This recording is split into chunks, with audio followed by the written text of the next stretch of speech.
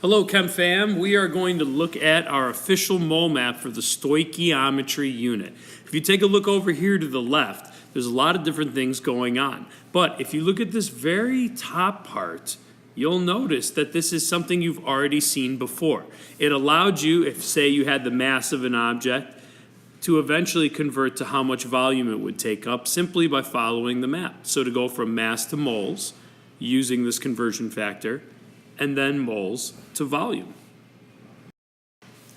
Well, now the only difference is that due to stoichiometry, we can now convert from moles of one substance, which we could call substance A, and we could convert to moles of substance B. And to do that, we just use the conversion B moles over A moles. So for this mole map, we're always going to start on side A with what we're given, and then eventually work our way over to side B. And the way, again, you can convert from moles of one thing to another happens at this step right here with a mole-to-mole conversion, which, as we've learned before now, the mole-to-mole conversion comes from our balanced equation.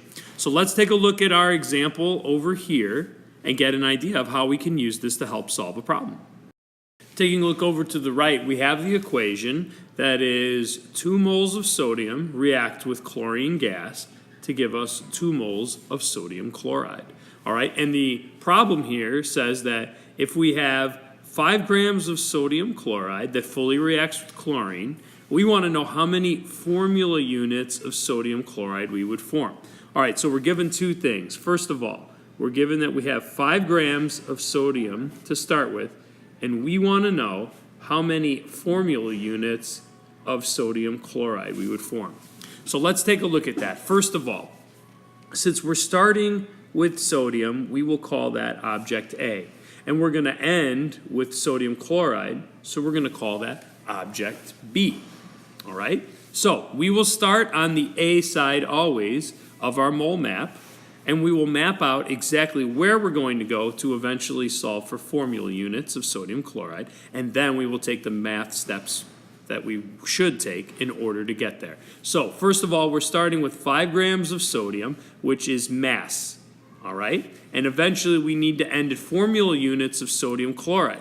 But we don't end here by the particles of A because that's still sodium.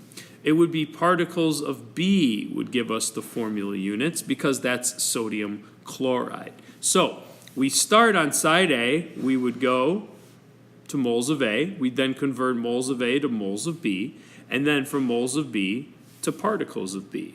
So this will be a 1, 2, 3-step problem. So let's go. First step is going to go from mass of A to moles of A. So I'm going to write down what I have, which is 5 grams of sodium. All right? Now, to go from mass of A to moles of A, I need 1 mole over molar mass. Now remember, on the A side, it's all about sodium. That's all we're focusing on.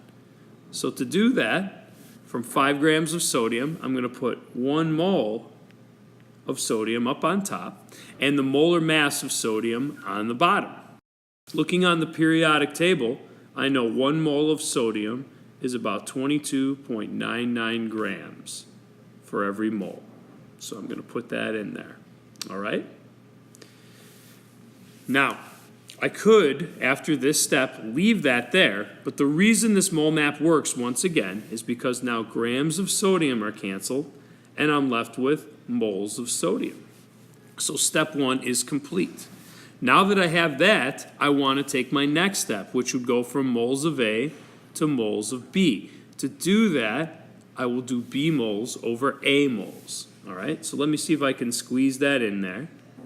All right, so first of all, B moles on side B, remember, we said that's the thing we're looking for, so that's NaCl, sodium chloride. And then A moles on A side is going to be sodium. So on top should be moles of NaCl. All right, so I'm going to put NaCl up at the top and Na at the bottom. Now, what numbers go in there? If you recall from what we've learned just recently, we use our balanced equation to help us with the mole-to-mole ratio. So looking up at our balanced equation here, we have 2 moles of sodium for every 2 moles of sodium chloride.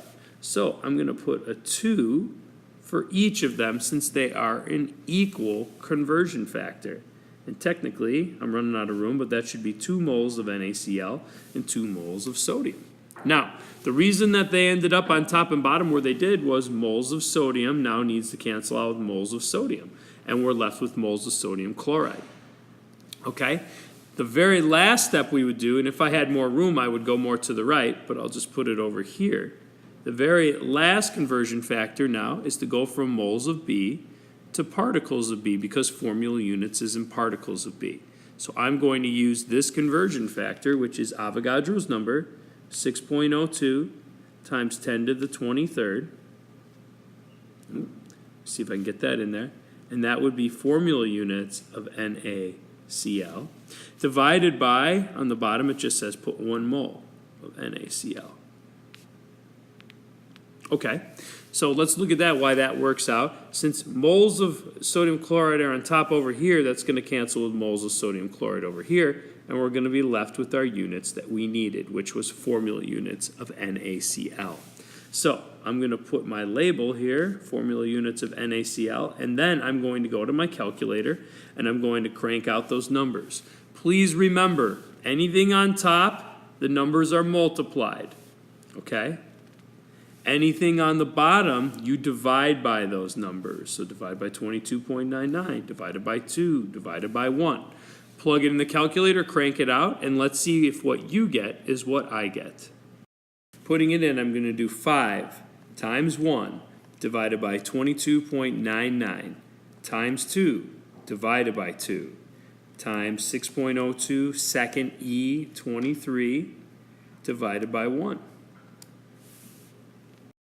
For an answer, I end up getting about 1.31 times 10 to the 23rd formula units.